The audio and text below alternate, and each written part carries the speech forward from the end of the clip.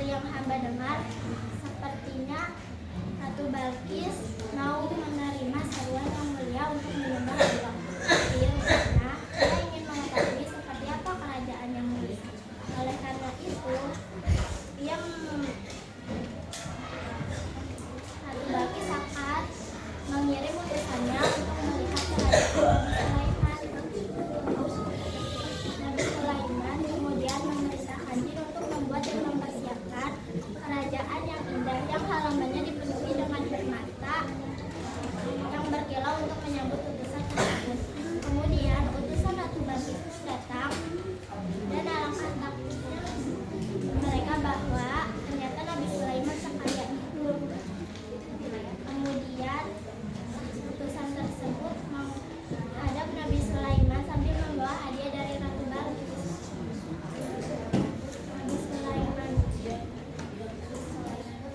Nabi Sulaiman pun berkata, "Maaf Tuan, aku tidak membutuhkan hadiah ini karena karunia Allah sudah cukup bagiku. Kembalilah tuan-tuan dan bawa hadiah ini. Katakan kepada Ratu Balkis untuk menyembah Allah. Jika perintahku tidak dilaksanakan, aku akan menghancurkan seluruh kerajaan kalian." Utusan tersebut pun kembali ke Nabi Saba dan menyampaikan pesan tersebut. Mendengar itu, Ratu Balkis pun berkata, "Kalau begitu aku sajalah yang akan menghadap Nabi Sulaiman." Mendengar kedatangan Ratu Balkis, Nabi Sulaiman pun berencana untuk memindahkan singgasananya ke kerajaannya dengan bantuan jin. Maka ketika Ratu Balkis datang ke istananya, ia pun takjub, tertegun, dan nyaris tak percaya bahwa singgasananya sudah berada di kerajaannya. Di istana itu, Ratu Balkis menerima seruan Nabi Sulaiman untuk menyembah Allah. Tak hanya itu, dia pun bersedia menjadi istri Nabi Sulaiman. Nabi Sulaiman wafat di usia 52 tahun selama memerintah kerajaan selama 40 tahun. Tidak ada seorang pun yang mengetahui bahwa dirinya telah wafat sampai dirinya ambruk karena tongkat yang menyangganya habis dimakan raya. Baru setelah itu semua orang mengetahui bahwa rajanya telah wafat. Terima kasih. Wassalamualaikum warahmatullahi wabarakatuh.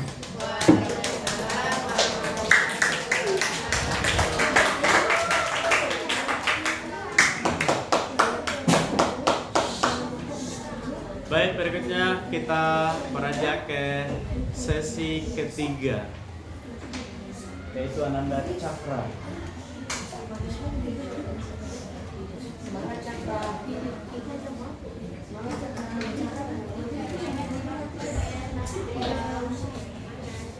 Assalamualaikum warahmatullahi wabarakatuh.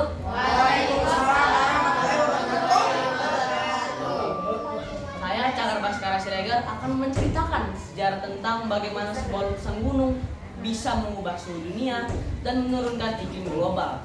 Ini adalah letusan Gunung Tambora pada tahun 1815. Bagaimana ceritanya? Mari simak cerita saya. Oke, siap. Pertama-tama kita akan masuk ke segmen penjelasan terlebih dahulu. Apa itu Gunung Tambora? Gunung Tambora adalah gunung stratovulkano atau gunung kerucut aktif. Gunung ini terletak di Sumbawa, Nusa Tenggara Barat, dan terletak di 2 kabupaten, yaitu Kabupaten Dompu dan juga Kabupaten Bima. Gunung Tambora ditetapkan sebagai taman nasional dengan luas 71.465,64 hektar dan memiliki ketinggian 2.800 mdpl. Letusan Gunung Tambora pada tahun 1815 dianggap sebagai salah satu letusan yang paling merusak selama 10.000 tahun terakhir. Sekarang kita masuk ke sejarah letusan gunungnya. Pada tahun 1812, Gunung Tambora yang dianggap sebagai gunung tidur karena sudah lama, sudah berabad-abad tidak menunjukkan erupsinya, akhirnya mengalami letusan kecil.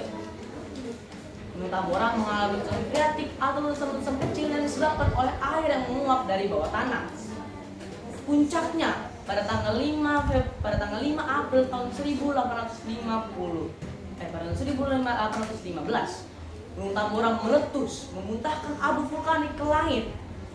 Keesokan harinya tanggal 6 April tahun 1815, seluruh tempat di Sumbawa termasuk Kabupaten Lumpur dan juga Kabupaten Bima telah tertutup oleh abu vulkanik. Seluruh vegetasi tumbuhan yang ada di sana telah tertutup abu vulkanik sehingga krisis pangan pun terjadi. Tidak sampai di situ, mereka yang masih selamat harus mengalami penderitaan lagi. Pada pukul 7 malam kepada tanggal 10 April 1815, letusan dahsyat terjadi di Tambora. Tambora memuntahkan lahar api panas yang menjunjung tinggi ke atas, membentuk 3 pilar yang bergabung menjadi satu. Letusan tersebut tidak keluar secara sendirian, dia keluar bersama abu vulkanik yang menjunjung tinggi hingga ke stratosfer, menutupi cahaya matahari dan tidak bisa masuk ke dalam bumi.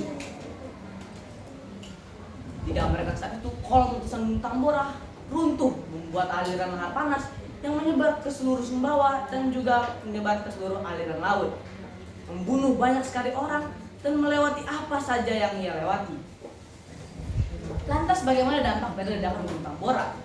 Letusan Gunung Tambora sendiri dapat dapat didengar hingga ke Sumatera Utara. Bagaimana terhadap gunung tersebut? Gunung Tambora yang memiliki tinggi 4.830 mdpl kini hancur menjadi sekitar 2.800 mdpl saja. Dampaknya bagi orang yang ada di sekitar tersebut, dampaknya bagi orang yang berada di sekitar Tambora, mereka semua mengalami krisis pangan seperti tadi sudah saya bilang. 10.000 sampai 40.000 korban jiwa terjadi di sekitar sana.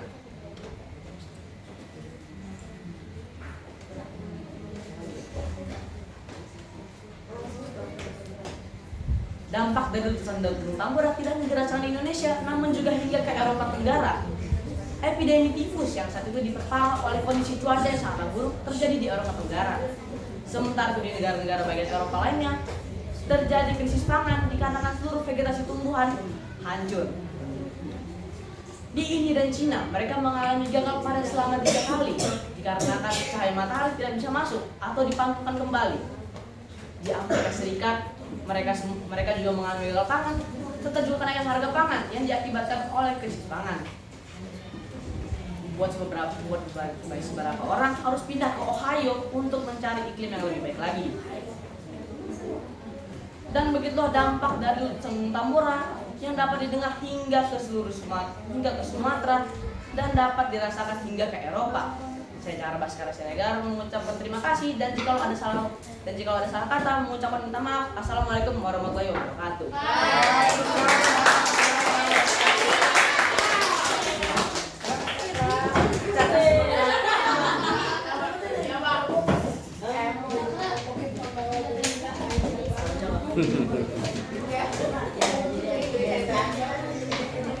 Baik, itulah tadi berita dari Tambora.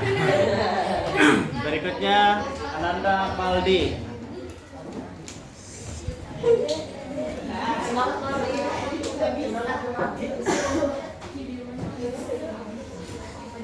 Assalamualaikum warahmatullahi wabarakatuh. Waalaikumsalam warahmatullahi wabarakatuh. Saya akan menceritakan kisah Nabi Adam alaihissalam. Jauh sebelum kita ada di dunia, Allah menciptakan makhluknya dari tanah. Lalu Allah menciptakan manusia pertama, yang pertama Nabi Adam. Nabi Adam diberi Allah roh dan akal pikiran dan juga tempat yang mulia. Lalu Allah memerintahkan para malaikat dan iblis untuk bersujud kepada Nabi Adam.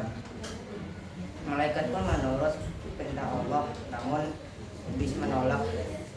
Iblis iri kepada Nabi Adam. Iblis menganggap dirinya lebih baik karena dirinya diciptakan dari api, sehingga Allah menghukum iblis dan menempatkannya di neraka selama-lamanya. Sebelum iblis masuk neraka, iblis mengajukan satu syarat kepada Allah agar diperbolehkan kepada para manusia. Allah pun mengizinkan keinginan iblis tersebut. Mulai saat itu, iblis dan teman-temannya menjadi penggoda manusia. Suatu ketika Allah membuat Bunda Hawa dari tulang rusuk Nabi Adam. sehingga Nabi Adam memiliki teman di surga dan memiliki banyak karunia. Lalu Allah berkata, "Hai Nabi Adam, tinggallah kalian di surga ini dan makanlah apa saja yang kalian suka. Kecuali janganlah kau makan buah kuldi." Mendengar larangan Allah, Nabi Adam tidak boleh memakan buah kuldi. Iblis merencanakan siasat yang menyesatkan Nabi Adam. Iblis ingin melihat Nabi Adam dan Bunda Hawa dimurkai oleh Allah. Pada cobaan pertama Iblis menggoda Nabi Adam, Iblis gagal karena Nabi Adam menolaknya dan mengusir Iblis. Pada percobaan kedua, Iblis pun juga gagal karena iman Nabi Adam dan Bunda Hawa yang sangat kokoh. Pada percobaan ketiga, Nabi Adam pun mulai bimbang karena godaan Iblis. Dan saat itu Nabi Adam dan Bunda Hawa memetik buah kuldi dan memakannya. Secara tiba-tiba aurat mereka pun terbuka dan diturunkan ke dunia, dan mereka berdua pun menjadi manusia pertama di bumi. Sekian, terima kasih dari cerita saya. Wassalamualaikum warahmatullahi wabarakatuh. Waalaikumsalam warahmatullahi wabarakatuh.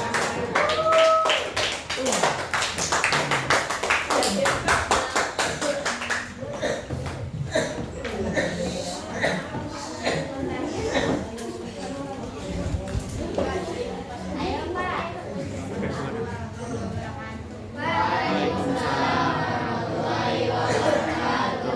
Saya akan menceritakan kisah Nabi Ayub alaihissalam. Nabi Ayub lahir pada keluarga kaya dan bijaksana.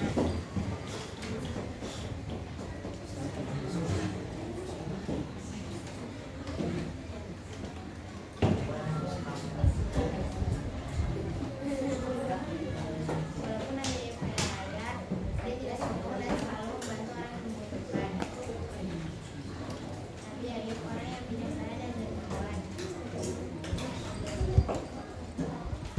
Semua orang ingin Nabi Ayub menjadi menantunya. Tapi akhirnya dia menikah dengan seorang putri dan dikaruniakan 12 anak.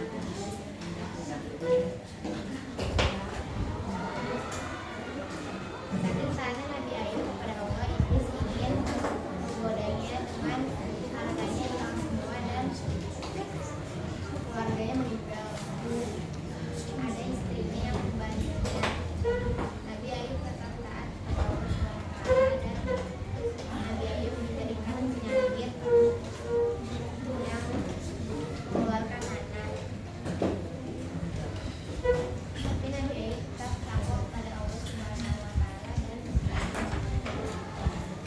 Nabi Ayub bersumpah bahwa kalau misalnya Nabi Ayub sudah sembuh, dia akan dicambuk istrinya 100 kali. Setelah Nabi Ayub sembuh, dia berjanji kepada Allah dan dia menepatkan janjinya untuk kembali dan mencabut istri 100 kali dengan syarat tadi. Sudah selesai. Assalamualaikum warahmatullahi wabarakatuh. Waalaikumsalam warahmatullahi wabarakatuh.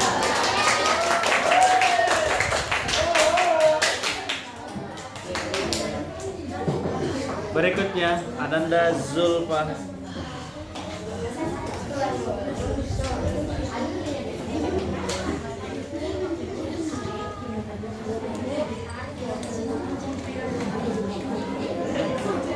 Assalamualaikum warahmatullahi wabarakatuh. Waalaikumsalam warahmatullahi wabarakatuh.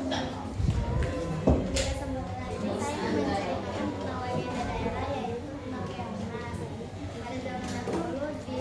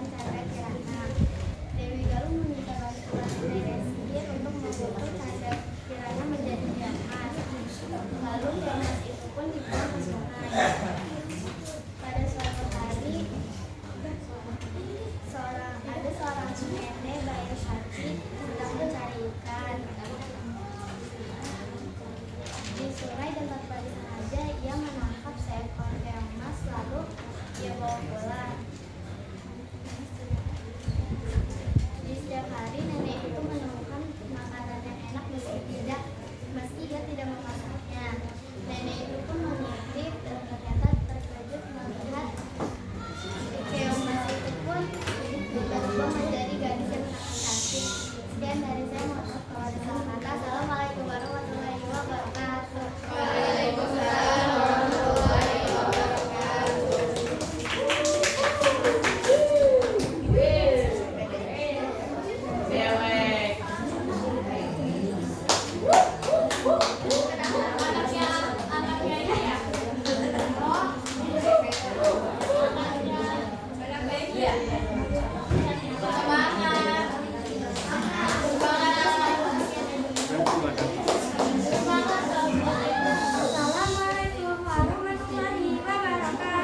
Assalamualaikum warahmatullahi wabarakatuh. Saya Khairana Nusyad dan Abu Sule ingin menceritakan tentang kisah Nabi Yusuf yang diceburkan ke dalam sumur.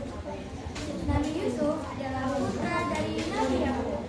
Dia memiliki 11 saudara laki-laki dan 2 ibu.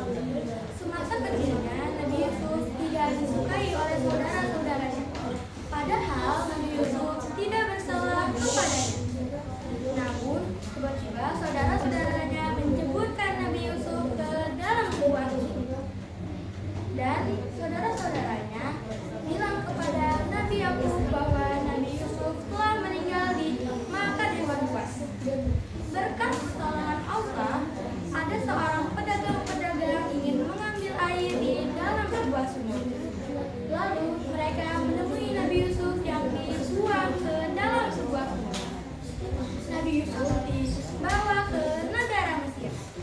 Sampainya di negara Mesir, Nabi Yusuf dijual kepada kementerian raja yang sangat kaya. Betapa senangnya kementerian raja itu karena Nabi Yusuf dikenal sebagai nabi paling tampan dan gagah. Akhirnya Nabi Yusuf pun diangkat sebagai anak angkatnya. Di kemudian hari, karena kecerdasan untuk menafsirkan mimpi raja, akhirnya Nabi Yusuf dijadikan kementerian kerajaan. Tahukah kalian keistimewaan Nabi Yusuf? Nabi Yusuf memiliki wajah tampan rupawan dari nabi-nabi lainnya. Nabi Yusuf juga bisa menafsirkan mimpi raja yang suatu saat nanti menjadi kenyataan. Nabi Yusuf tidak dendam kepada saudara-saudaranya, walaupun saudara-saudaranya telah menceburkan dia ke dalam sumur. Pesan dari kisah ini adalah sesama saudara tidak boleh saling bermusuhan, mencelakakan, dan iri hati. Sebelum saya tutup cerita saya ini, saya ada pantun loh. Asik, pantun apa tuh? Asalnya sembilu dari bulu. Cakep. Yang jadi tampian. Asik.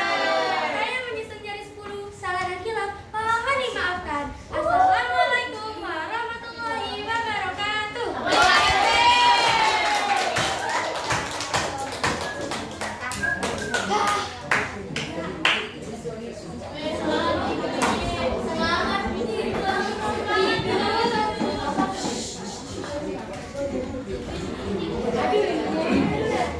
Baik, berikutnya kita sesi keempat, yaitu Ananda Zikri.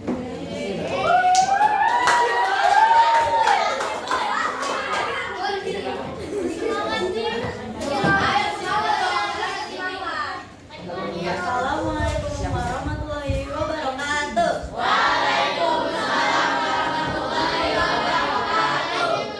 Saya akan menceritakan legenda tentang Nyi Roro Kidul. Dahulu kala di kerajaan Pajajaran, hiduplah seorang gadis yang kecantikannya bagaikan rembulan di malam hari. Anita, dia adalah seorang gadis yang kecantik. Dia adalah seorang gadis anak kesayangan Prabu Siliwangi. Akan tetapi kasih sayang dan kecantikan membuat hati para selir dan saudaranya karena takut tersisihkan, para selir meminta bantuan seorang dukun ilmu hitam. Hei, apakah kau bisa memberikan kutukan jahat kepada sang Ayuta? Ya, aku saat malam hari kutukan jahat akan dikirimkan. Kau sangat membantu. Saat malam hari kutukan jahat dikirimkan. Saat matahari terbit, suara teriak kehidupan terdengar di kamar itu. Tubuh yang begitu putih, cantik, mulus, kini berubah menjadi bernanah, kemerahan, dan mengeluarkan bau yang sangat amat busuk.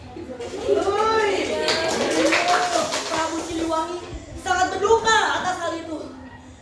Namun ia terpaksa mengusir putrinya dan kerajaan. Cepat pergi dari sini. Tidak, Anggrek, pergi dari sini. Cepat pergi dan jangan injakkan kaki di istana ini lagi. Kadita pun pergi tanpa tujuan, mendaki gunung, melewati lembah, hingga kakinya membawa ke pesisir pantai. Sesampai di sana, ia mendengarkan suara yang bertikai, yang membisiki, "Ceburkanlah dirimu ke dalam lautan, wahai Kadita!" Tanpa ragu, Kadita melompat ke gulungan ombak yang begitu ganas. Kadita pun berubah. Tubuhnya berubah menjadi bersih, bahkan lebih cantik dari sebelumnya. Tapi dia tidak bisa kembali ke daratan sebagai manusia biasa. Kini ia berubah menjadi penguasa laut selatan yang dikenal sebagai Nyi Roro Kidul. Dia bersemayam di istana bawah lautnya yang mewah dan megah. Suatu hari ia bertemu dengan sang selir, saudara-saudara, dan sang yang sedang menyeberangi laut selatan menggunakan kapal laut milik sang selir. Tanpa ragu, Kadita pun pergi untuk menghampiri mereka. Tanpa disadari sang selir, saudara, dan dukun itu petir menyambar kapal laut milik sang selir. Sang selir, saudara, dan dukun itu terombang-ambing di laut. Kadita pun mengeluarkan ombak yang begitu ganas sehingga sang selir, saudara, dan dukun itu tenggelam, hanyut, hilang entah kemana. Konon katanya, legenda mengatakan, sesungguhnya siapapun yang berani menantang laut selatan dan memakai pakaian berwarna hijau, maka ia akan dijemput oleh sang Roro Kidul. Tanahnya yang abadi. Pesan moral yang bisa didapat adalah kecantikan tidak bisa mengubah segalanya, tetapi iri hati dan yang akan mengubah segalanya. Sekian dari saya. Assalamualaikum warahmatullahi wabarakatuh.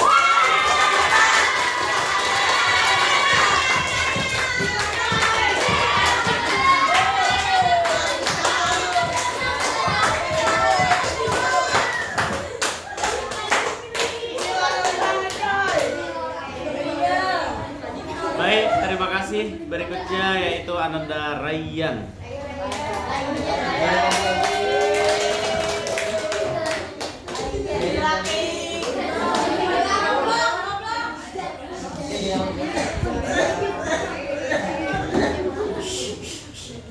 Assalamualaikum warahmatullahi wabarakatuh. Waalaikumsalam warahmatullahi wabarakatuh. Saya akan membacakan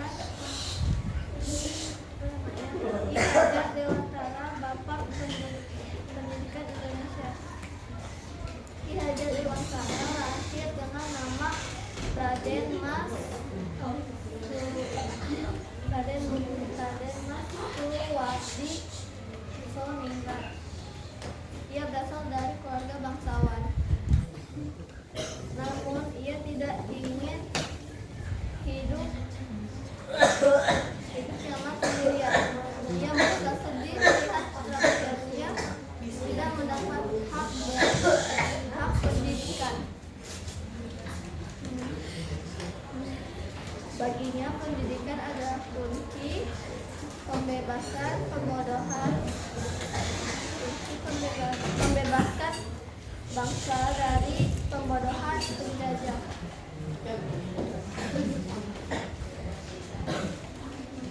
Tapi karena ide itu Ki Hajar Dewantara diasingkan oleh pemerintah Belanda. Masa pulangnya dari pemerintahan dari pengasingan, Ki Hajar Dewantara membangun taman perguruan tinggi pada tahun 1922. Dan dia membangun semboyan yang dikenal hingga saat ini, yaitu Ingarso Tolodo Ing Madia Mangun Karsa Tuturi Handayani. Berkat jasanya ia dibergelar Bapak Pendidikan Nasional Indonesia, dan hari kelahirannya diperingati sebagai Hari Nasional Pendidikan Indonesia.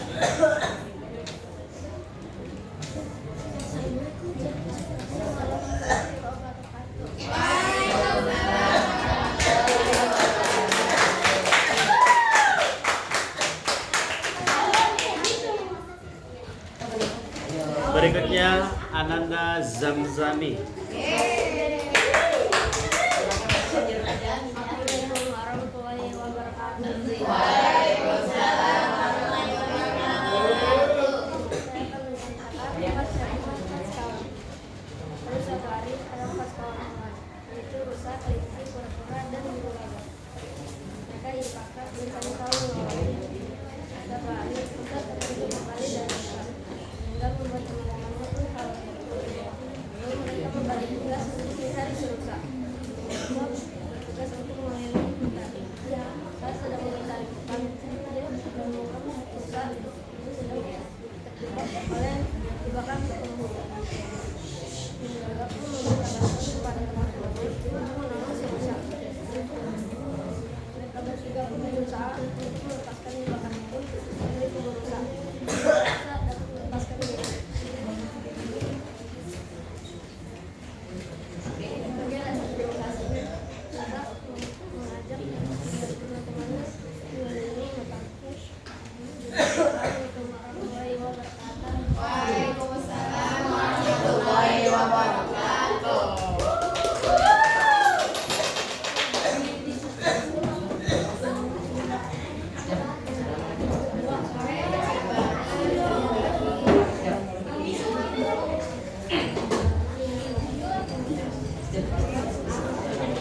Berikutnya Ananda Azalea.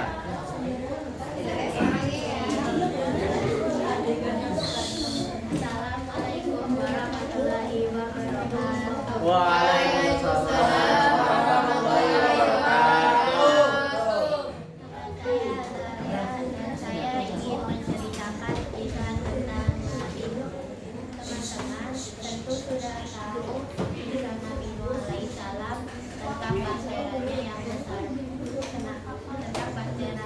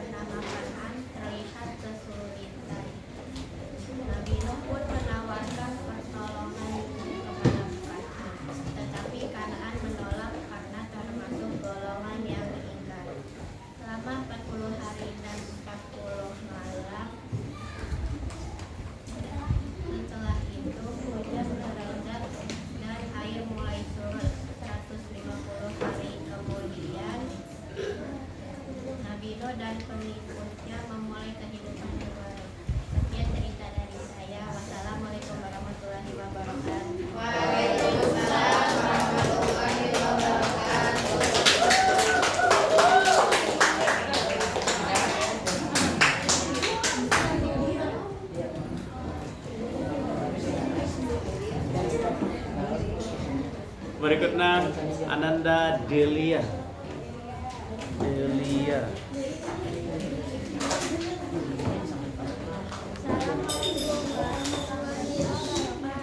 Waalaikumsalam warahmatullahi wabarakatuh.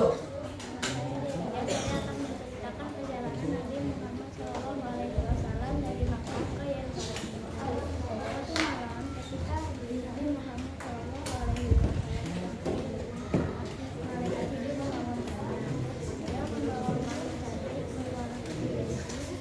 berukuran besar dari kaki ke kaki, diisi dari kuda. Sesat dan jangan dipakai. Dia berkata kepada Nabi Muhammad SAW bahwa dia harus ikut bersama mereka. Malam ini dikenal sebagai Isra atau malam Mi'raj.